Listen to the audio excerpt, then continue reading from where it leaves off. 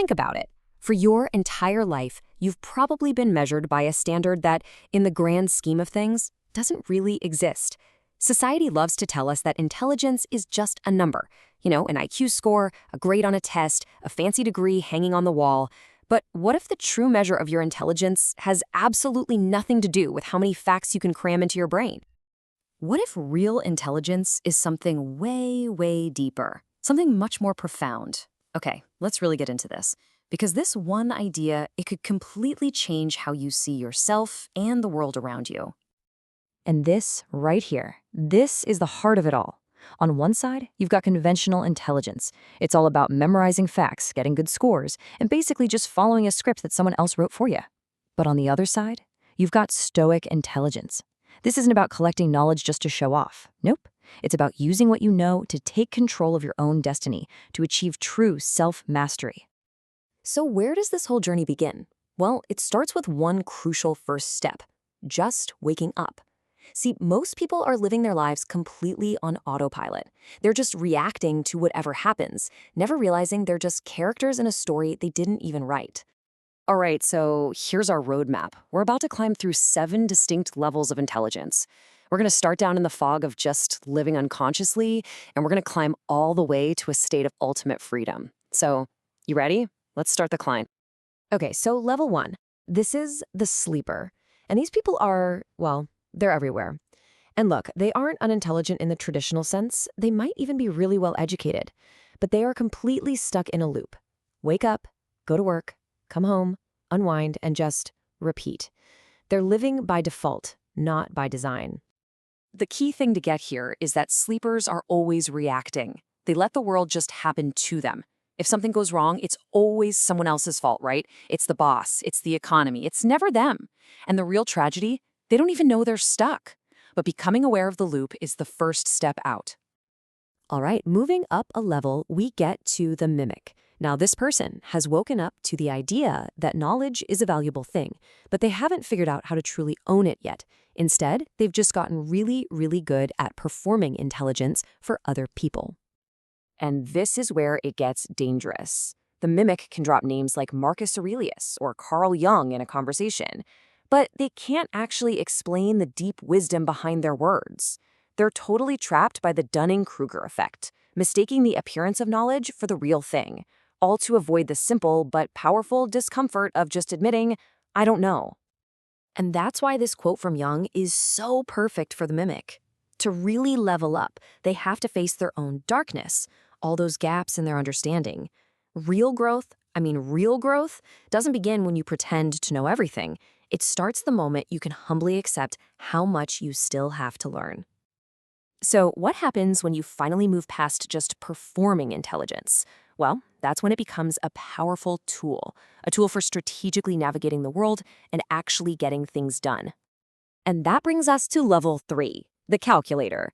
This person sees life as a game, with a very clear set of rules. They're not just reacting anymore, they're thinking critically, they're analyzing the system, and they're figuring out exactly how to use those rules to their own advantage, to win. But, and this is a big but, there's a huge downside here. When every single interaction is just a transaction, life becomes pretty cold. The calculator can get so focused on optimizing every outcome that they completely lose touch with the human element. They start seeing people as just tools or obstacles. And that path, while it might look successful on the outside, often leads to some profound loneliness. Now, the jump from the calculator to level 4, the operator, it's massive. The operator has moved way beyond just playing the game for their own personal gain. They're now focused on execution, on shaping the game itself through decisive action. It's not about looking smart or even winning anymore. It's about being effective. You see, the operator is all about making an impact. They don't just sit around waiting for opportunities to fall into their lap. They go out and create them. They willingly take on that heavy weight of responsibility because they know that real progress comes from leadership and from action, not just from a clever strategy. It's all about the mission. You know this quote from the Stoic emperor Marcus Aurelius? It's basically the operator's anthem. They are way too busy doing the work and being the example to waste time just talking about it. They know that the real test of intelligence isn't what you think, it's what you do. Okay, now we're climbing into some pretty advanced territory. At these higher levels, the focus shifts completely. It's no longer about just acting within the systems of the world. It's about creating and designing the systems themselves. And this brings us to the puppeteer.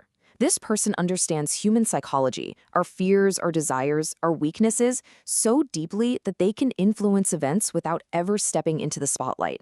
They don't need direct power. They just quietly pull the strings from the shadows, making other people think the decisions were their own idea all along. But here's the dangerous paradox of the puppeteer. In mastering the ability to shape reality, they risk becoming totally detached from it. They can start to see people not as human beings with feelings and dreams, but as just pawns on a chessboard. Their genius is often paid for with a profound self-inflicted loneliness. Which leads us, finally, to the architect. The architect is no longer just influencing the game. No, they are designing the entire playing field. They think on a massive scale, creating the frameworks, the platforms, the ecosystems that literally shape how millions of other people live and work and interact. And this chart really shows you the massive shift in thinking. A player is thinking about today's win, about their own personal glory. But an architect, they're thinking in decades. Their focus isn't on winning the game, it's on building the game itself, a system that will last long after they're gone. Their legacy isn't some personal trophy, it's the enduring structure they create for everyone else. All right, we've climbed all this way, and now we're at the very top. This is the highest level, a place where the goal isn't to win the game or even design it. It's to realize you don't have to play at all. And the Stoic philosopher Epictetus, man, he just nails the idea behind this final level. He said, true wealth, true freedom, it's not about getting more stuff from the world, it's about wanting less from it. And that is the void. It's a state of complete internal sovereignty, total inner peace. A person at this level is just unshaken by the world. They're not driven by their ego or fear or desire. They've achieved a kind of peace that doesn't depend on anything external. It's not about rejecting the world, not at all. It's about being fully in the world, but not being controlled by it. This is the ultimate self-mastery. So, there you have it. The whole path, from the unconscious sleeper all the way up to the fully liberated void. Each one of these levels is a step toward mastering yourself and finding freedom from all the chaos out there. So the only question left is, where are you on this path? And what's your next move?